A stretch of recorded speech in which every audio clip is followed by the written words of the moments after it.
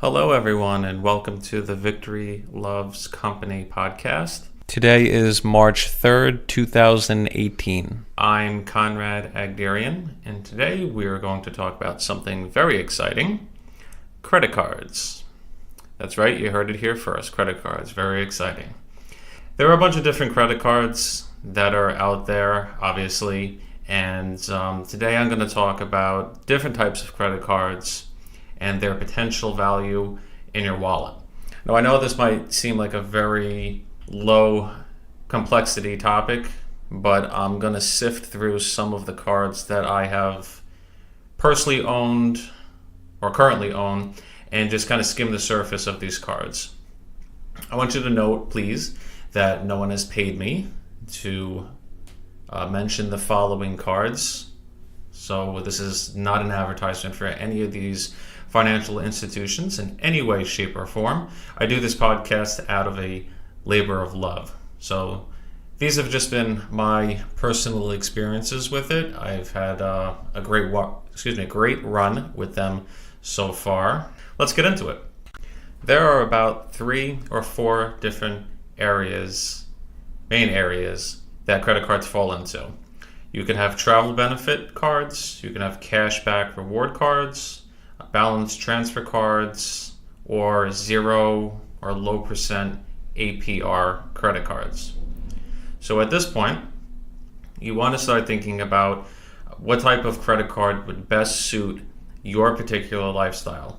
This could be anything from buying things online, to paying your bills, buying groceries, or to spread out the cost of a purchase over time. The key here is whether or not you're going to be paying off what you owe every month, or you're going to be spreading out the payments over the course of a couple months or even a year. So if you can pay the balance off in full and on time each month, then odds are you could probably take advantage of credit cards that offer interest-free periods and reward systems, specifically reward systems, because if you carry a balance, odds are you're not going to be able to enjoy some of the benefits that these cards have to offer. So in this case, the interest rate might not be so important, as you might want to look at cards with other incentives like cashback or free access to airport lounges. Even if you think you can pay off the balance in full each time, it's always worth your while to plan if you can, because that's when you get hit with fees, and that's how it dings your credit. But like I said, if you're able to pay off the balance in full every month, pretty much regardless of any card that you have, you're not going to pay interest on it. And again, you could take advantage of some of the benefits that these cards have to offer. And some of them are pretty cool. And again, they're all geared towards your specific lifestyle and your purchasing habits. So if you want to use a card for borrowing, and you don't want to pay off the balance each month, then yes, you're going to have to pay the interest, in which case you'll have to find a card that has a lower interest rate, and the rewards might be secondary to you.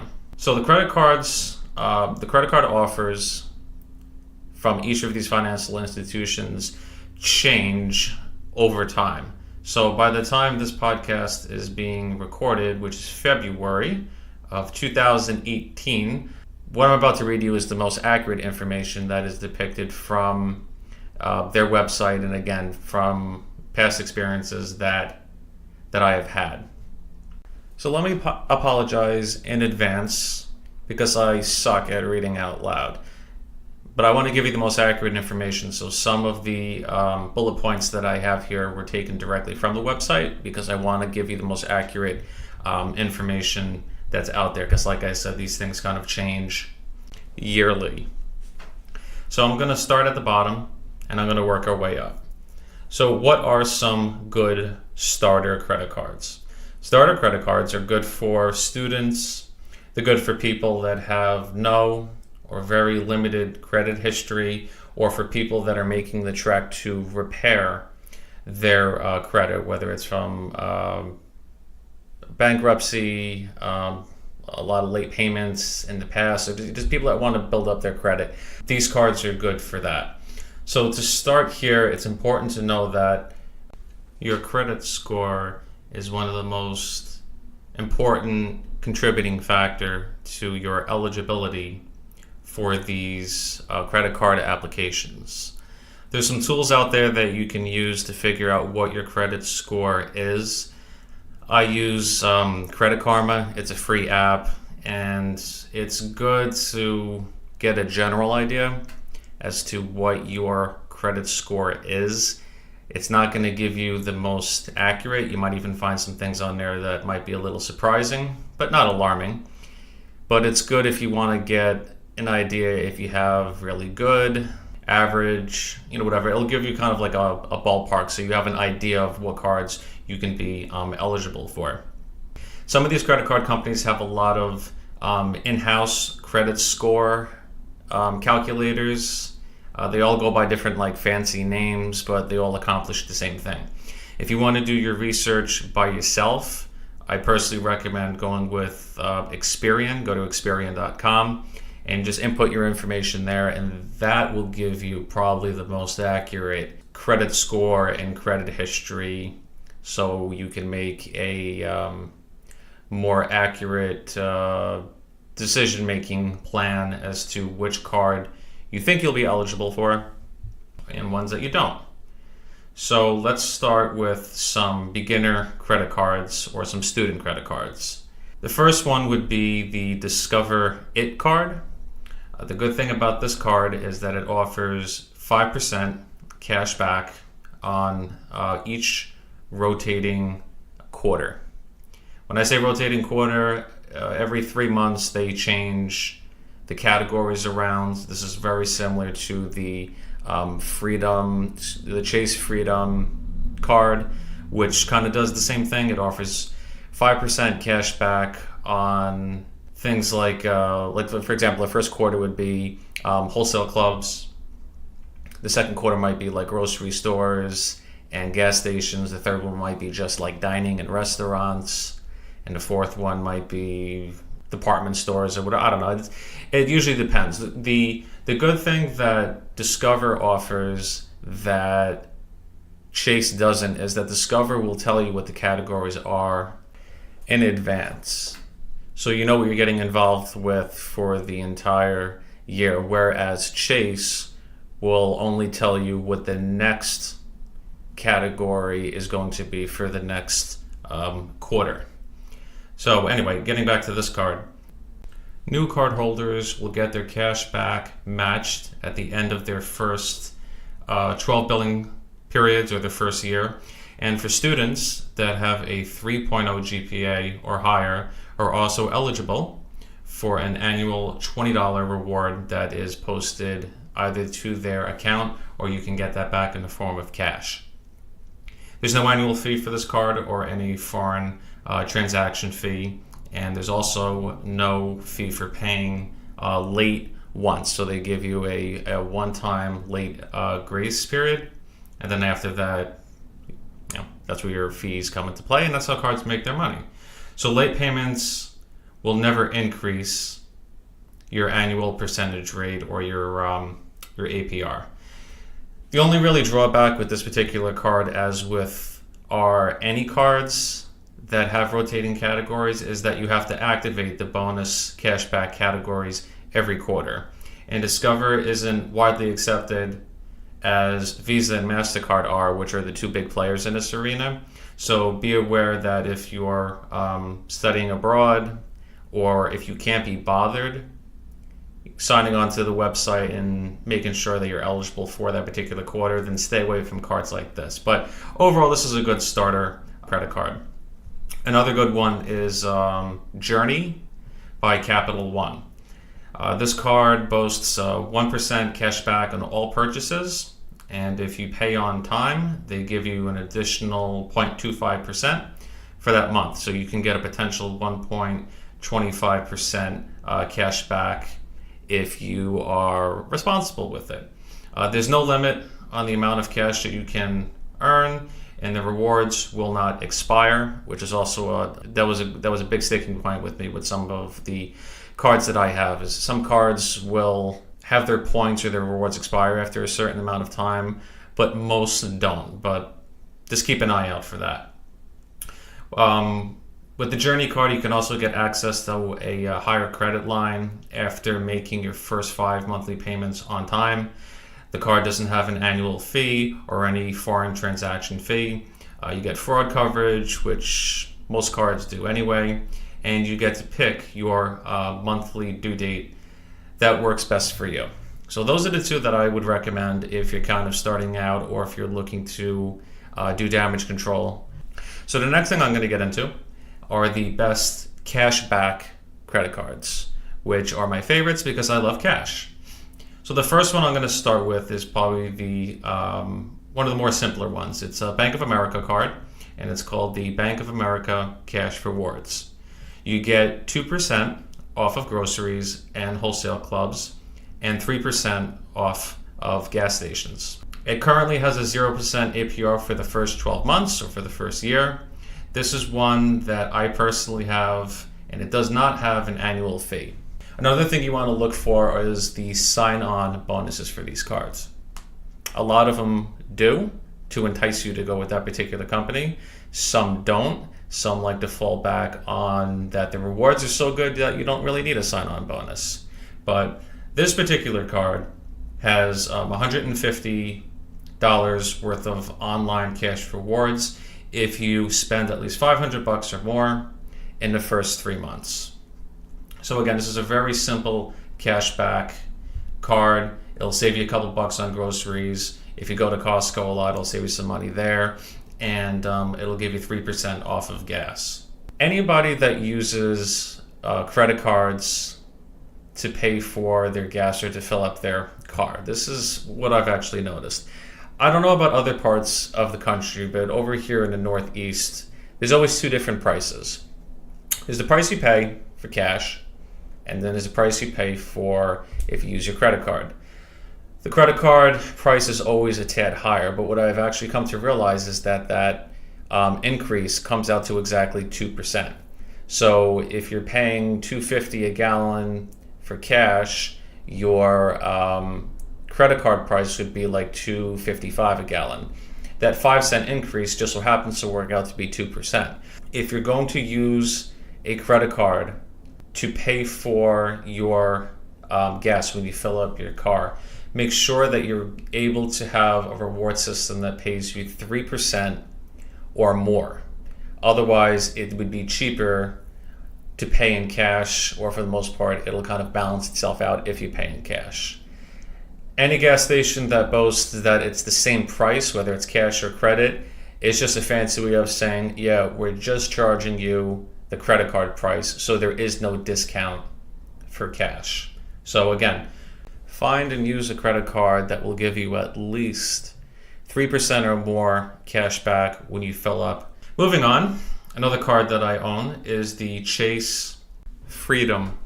This uses the rotating categories platform, very similar to the Discover It Student and the traditional Discover It card. You earn cash back, 5% cash back, up to $1,500 in combined purchases and rotating categories every quarter that you activate. So again, if you can't be bothered at activating these things, stay away from cards like this. But for the amount of time that it'll take you to do it, which will be no more than 5 minutes, in my opinion, it's well worth it. But if you can't be bothered, again, just stay away from it. So anyway, you get 5% cash back on rotating bonus categories every quarter that's activated. The sign-on bonus is $150 if you spend $500 or more on purchases in the first 3 months. A spin-off of that card is its cousin, the Chase Freedom Unlimited. This card, very simply put, will give you 1.5% cash back on everything. So it doesn't matter if you're getting gas, buying something online, paying a bill, it doesn't matter. It gives you 1.5% cash back on everything that you purchase and does not have any expiration date in using it. This is a card that I personally have and absolutely love. Now, something I want you to take into account here. With Chase's credit card reward platform allows you to pool two different Chase cards together. So for example, if you have the Chase Freedom card that you would use for rotating categories, and you have the Chase Freedom Unlimited card, which will give you the 1.5% on everything, you can see both of those cards online when you sign into your account. So if you use your Freedom card for just Costco purchases for that category, but you want to buy something else that doesn't fall in that category, and that's where you would use your Chase Freedom Unlimited card, you can pull those together. So at the end of your billing statement, if you want to combine the points together to get one number, you can. So that's one of the bonuses and one of the things that I like about Chase's platform. So anyway, the Chase Freedom Unlimited card, you get 1.5% on everything, and you get a $150 sign-on bonus, which again can be pulled together with any other Chase card. Another one that I like is Chase Business Inc. Now, it's important to note here that you actually do not need a business or an LLC to get one. All you need is a social security number. This card boasts 80,000 bonus points after you spend $5,000 or more on purchases in the first 3 months. Now, I know that might seem like a lot, but if you're a business owner like myself, you should have no problem getting there. But missing the sign-on bonus is really not the end of the world, because in the long run, these cards will pay off when used responsibly. So the Chase Business Inc. card, again, the sign-on bonus is 80,000 points or $800 if my math does not fail me. Basically, the way it's broken down is every 100 points is equivalent to a penny. So if you have 100 points, that's 1 cent. If you have 1,000 points, that's 10 cents. If you have 10,000 points, you get the idea.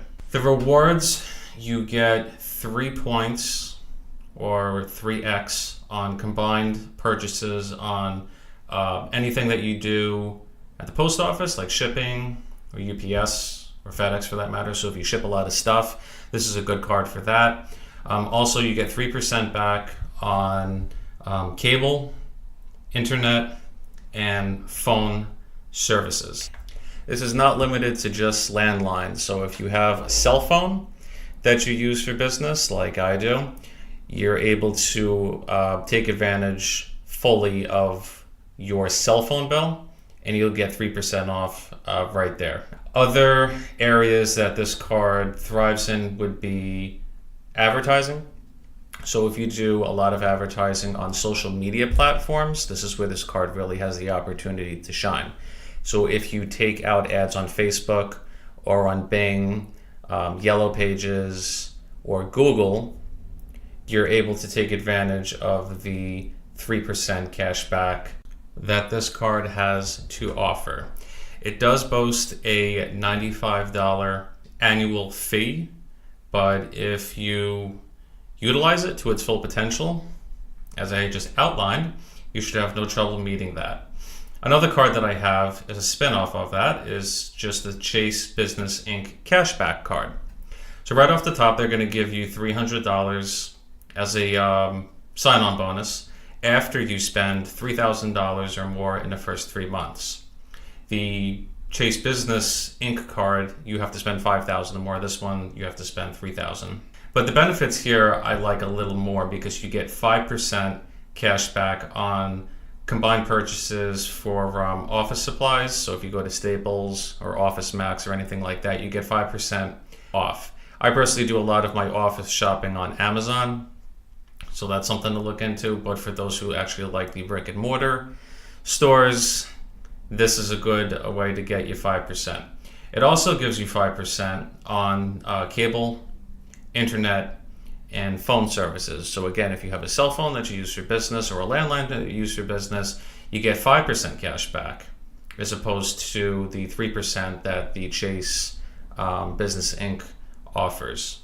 And this is kind of like an added bonus. They will also give you 2% on combined purchases at gas stations and restaurants. So if you pay for your employees' meals while you're out on the job, or if you're entertaining a client, this is a good card to have. And then 1% cash back on pretty much everything else, and there's no limit to the amount that you can have. Next category would be the best 0% APR introductory cards. I'm not going to spend too much time in this arena because a lot of these credit cards will offer you 0% APR pretty much regardless of what the reward system is. The one that I'm going to single out would be the American Express Blue Cash Everyday Card. That will give you 0% interest for the first 15 months. And also as an added bonus, they will give you 3% cash back on groceries, and there is no annual fee. So again, there's a lot of cards out there that'll offer you 0% APR. So if you want to carry a balance for the first year or so, most cards will offer that, again, as a way to entice you to go with their particular brand. My favorite cashback card for groceries is also the American Express Cash Blue Preferred Card. This card will give you 6% back on groceries. The sign-on bonus is $200, which is applied as a statement credit. So you don't actually get that back. That actually gets put towards your bill. And that is applicable if you spend $1,000 on purchases or more within the first 3 months. Now, this card does have an annual fee of $95, whereas the card before it, the Cash Blue Everyday Card, is no annual fee. But again, that's really for people that want to carry a balance over from month to month. But this is a great card for groceries. So while it does boast a $95 annual fee, if you're like many families that spend a lot of money on groceries, if you spend, let's say, $500 a month on groceries, that's right off the top, that's $30 back. So this card will pay for itself in about 3 months or so. Again, if you're only spending $500 a month on groceries.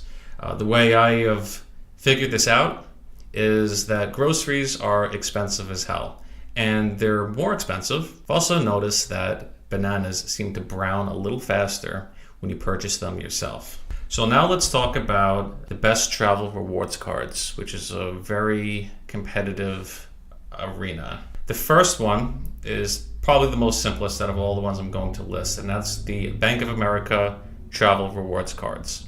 You get unlimited points, and you get 1.5 points for every dollar that you spend on purchases everywhere at any time, and there's no expiration for it. You get a sign-on bonus of 20,000 online bonus points if you spend at least $1,000 or more in the first 3 months of opening your account, which can be redeemed as a $200 statement credit towards travel purchases. So if you're a person on the go and you want something simple that doesn't have an annual fee, this is a very easy, straightforward travel card that doesn't have an annual fee, no rotating categories, nothing like that. So I personally would recommend this card if you want to keep it simple. So moving up the ladder here to more prestigious cards, I guess you can say, or cards that would probably require you to have a little higher credit score to obtain them. One of my personal favorites is the Chase Sapphire Preferred Card. You get 60,000 bonus points when you sign on if you spend $4,000 or more in the first 3 months. That comes out to about $750 towards travel when you redeem it through the Chase website, or you can actually convert that into cash if you want. I think that comes out to about $600. But like I said, if you book a cruise, a hotel, a flight, whatever, through the Chase website, your points have 20% more value to them. This card does have an annual fee of $95, but it's waived the first year that you get it. But if you do like I did, after the first year, you can call them and just say, hey, listen, look, I've had your card for a year, I really like it. Is there anything that you could do with the fee? And odds are, if you've been good with your card, they'll waive that $95 fee for the second year. If you decide that you still want to keep it after the second year, I highly doubt they're going to waive it for the third year. So you have a couple options. You can either keep it and enjoy the rewards on it, which it is a good card. It's a very good card. It's made of metal. You can cancel it, which I probably wouldn't recommend because that doesn't look good on your credit score. If you only carry a card for about a year or so, that actually brings down your credit score because it lowers your average time frame for an account that's held. So my recommendation would be to hold on to it. But another good thing that you can do if you don't want to pay the $95 fee for it is that you can actually convert the card or downgrade it. So let's say you have the Chase Sapphire card and after 1 year or 2 years you're like, you know what, maybe this isn't for me. You can always call them the month that you signed up for it.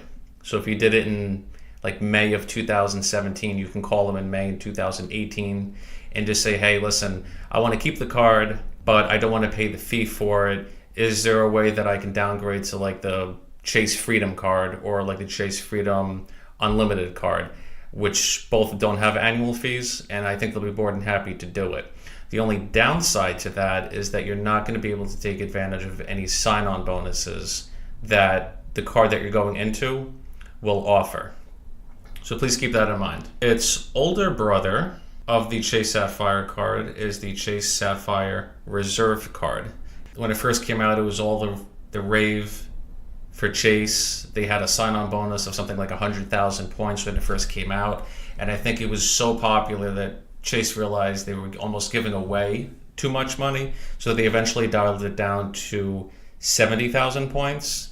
But I think the way it currently sits is you get 50,000 bonus points. Okay, this is a card that chubby late night talk show hosts, he promotes it.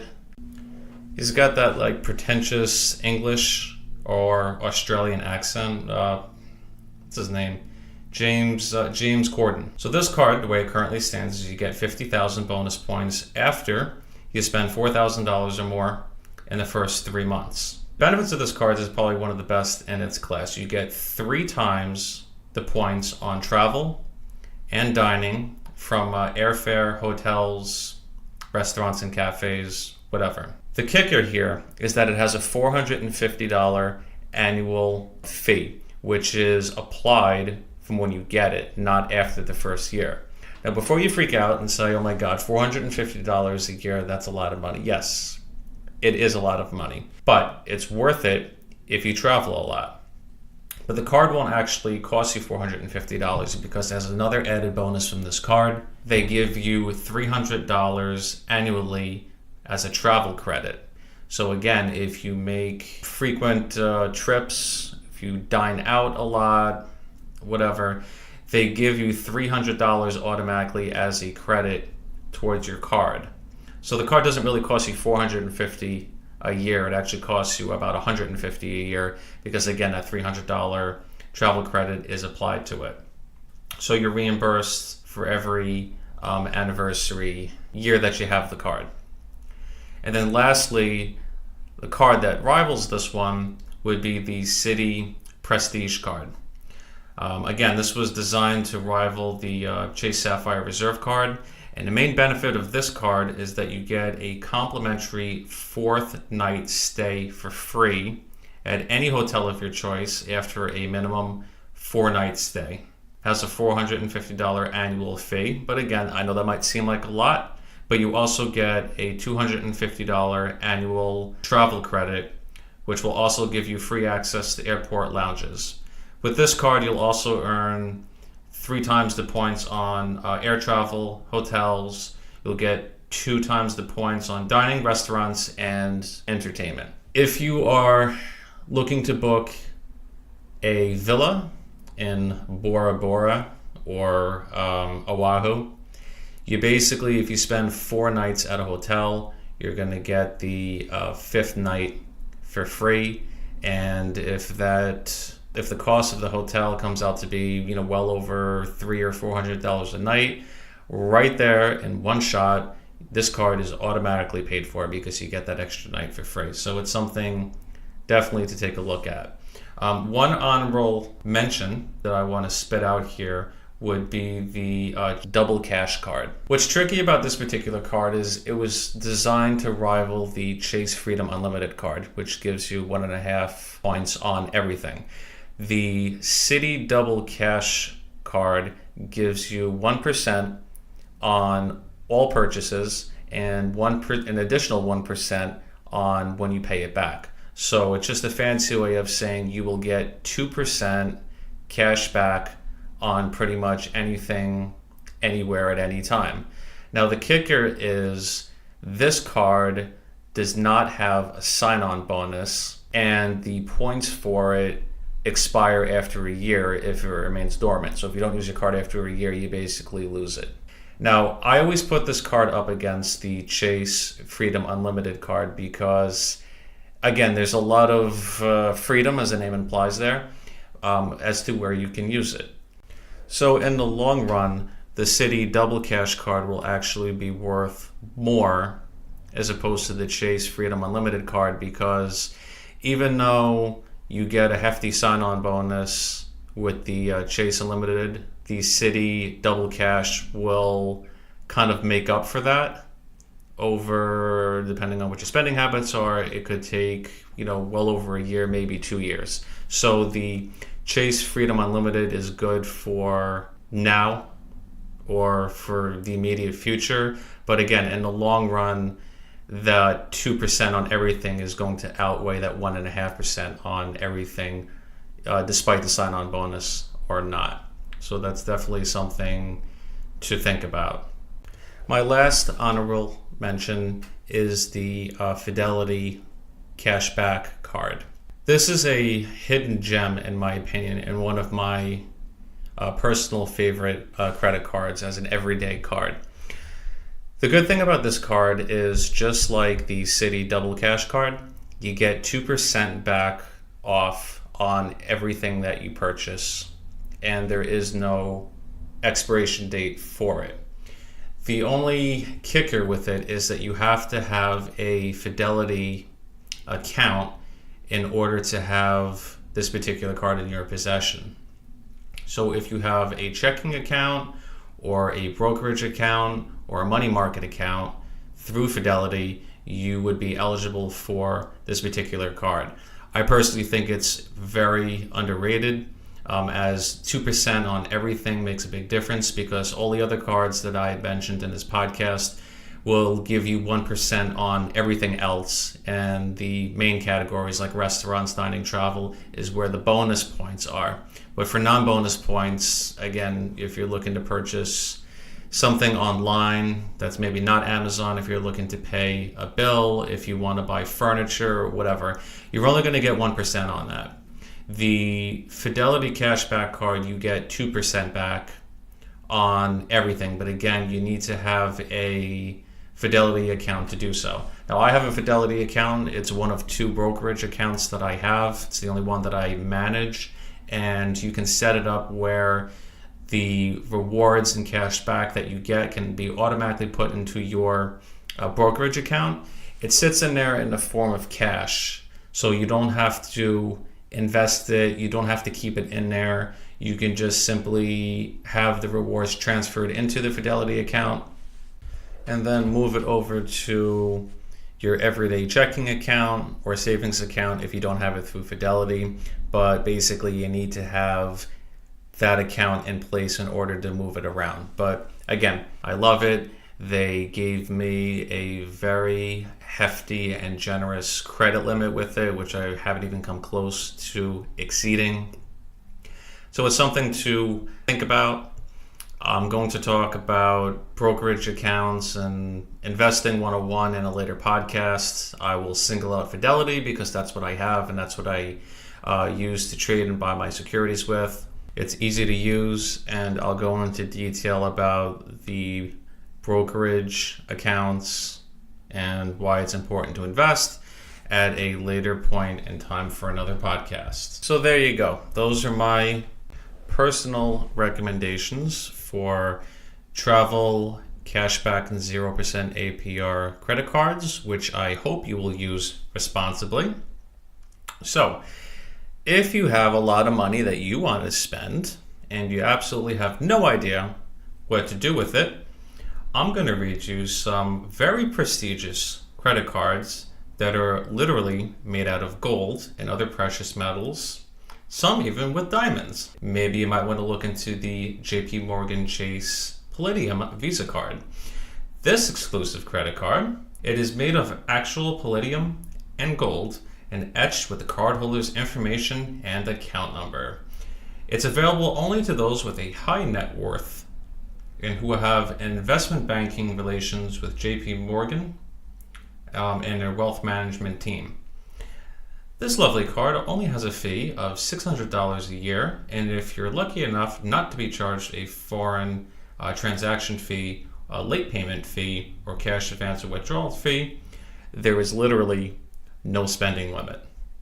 Citigroup Chairman Card, similar to Chase's Palladium card, this card offers a $300,000 credit limit with only a $500 annual fee.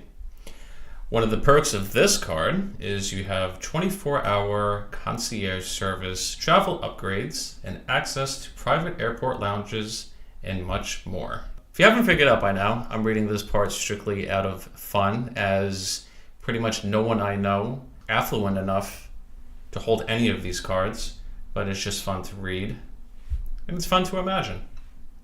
So another card, it's called the American Express Black Card. To qualify for this card, you had to have been charged $250,000 or more in the previous year.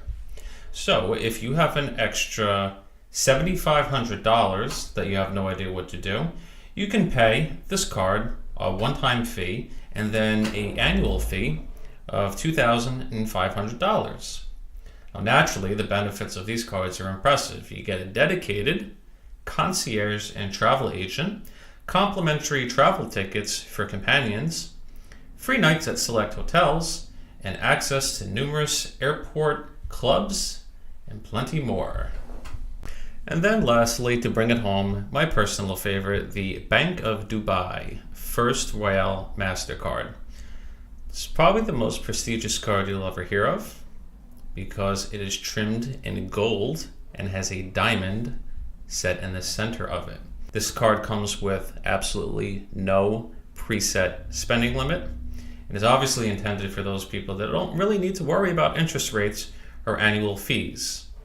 And for added perks, this card simply states that it has an around-the-clock team that attempts to meet the cardholder's requests, no matter what time it is or where they are. So if you have an unlimited amount of money that you want to spend, that would be my personal choice. For the rest of us, stick to the cards that I had mentioned earlier in this podcast and you'll be okay. So again, nobody paid me to mention these cards. These are just cards that I had simply used and had positive feedback from. So I hope that whichever card you end up going with, make sure that you use it responsibly and that is a card that fits your lifestyle. And there you go, and that's the podcast. I'd like to thank everyone for listening to the Victory Loves Company podcast. I'm Conrad Agderian. Please check us out on Facebook and Twitter at VLC Podcasts. You can also email us at thevictorypodcast@gmail.com. Thank you.